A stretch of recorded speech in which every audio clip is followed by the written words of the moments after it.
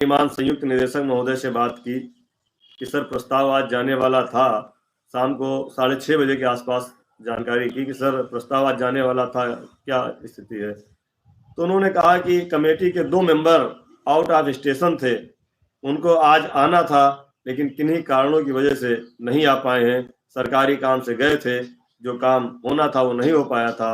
वो शनिवार को वापस आएंगे, संभवतः सोमवार को उनका जो भी लिखा पढ़ी में योगदान देना है दे देंगे, तो सोमवार से लेकर मंगलवार तक प्रस्ताव शासन में चला जाएगा। ये स्पष्ट स्थिति है और यह स्थिति वह है जो हमारे श्रीमान अधिकारीगण हमको बताते हैं। इसमें एक भी प्रतिशत कहीं से भी गलत नहीं है। इसको आप लोग स्वयं पूछ सकते हैं, सबके माध्यम कहीं ना कहीं से हैं। और शासन में प्रस्ताव जाने के बाद जो प्रक्रिया होनी है वो बहुत ज़्यादा लंबी नहीं होती है। प्रस्ताव आपका शासन में पहुंचा और वहां पर जो उच्च अधिकारी हमारे बेसिक शिक्षा विभाग के हैं, उन सब लोग इंतजार कर रहे हैं, क्योंकि शुक्रवार को प्रमुख सचिव बेसिक शिक्षा महोदय से टेलीफोनिक वार्ता संगठन के पदाधिकारियों से हुई थी।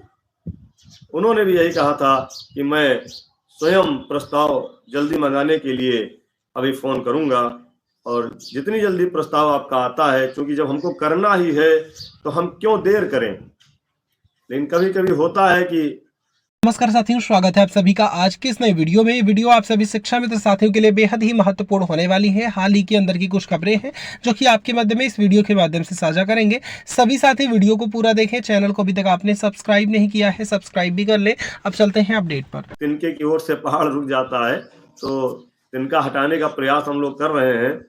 और कहीं से भी आप लोग हताश निराश मत होइए, क्योंकि आपको अगर 5 किलोमीटर चल के जाना है और 4 किलोमीटर चल के पहुंच गए हैं, तो 1 किलोमीटर में अगर थोड़ा सा देर हो रही है तो इसका मतलब ये नहीं है कि आप 4 किलोमीटर चल के नहीं आए हैं।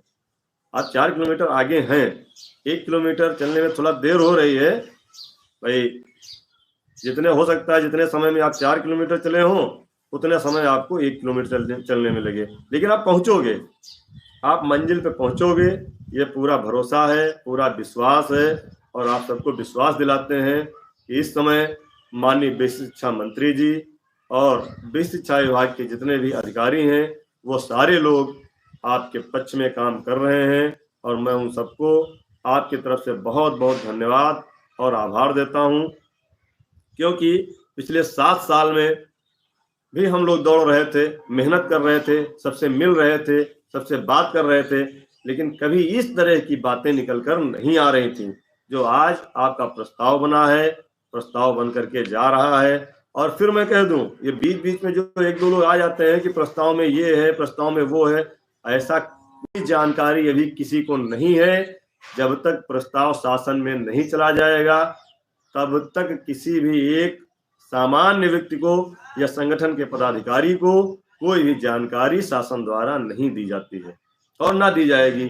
मैं खुद कह रहा हूं, मुझे बहुत कुछ मालूम था, आज भी बहुत कुछ मालूम है, लेकिन यह जानकारी अभी किसी को नहीं है कि वो प्रस्ताव में क्या जा रहा है।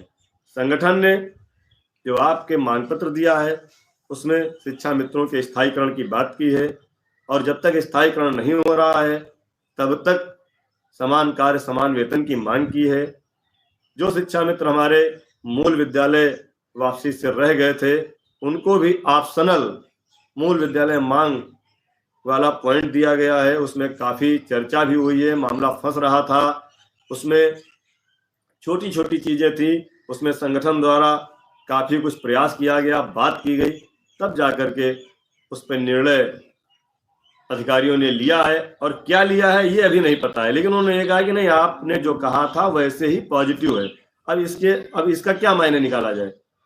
अगर हमारे वरिष्ठ अधिकारी कह रहे हैं कि जैसा आप लोग चाहते थे वैसा ही पॉजिटिव जा रहा है, तो उसमें हम लोग क्या मायने निकालें, और उसमें कौन सी संख्या भर दें कि क्या हो रहा है।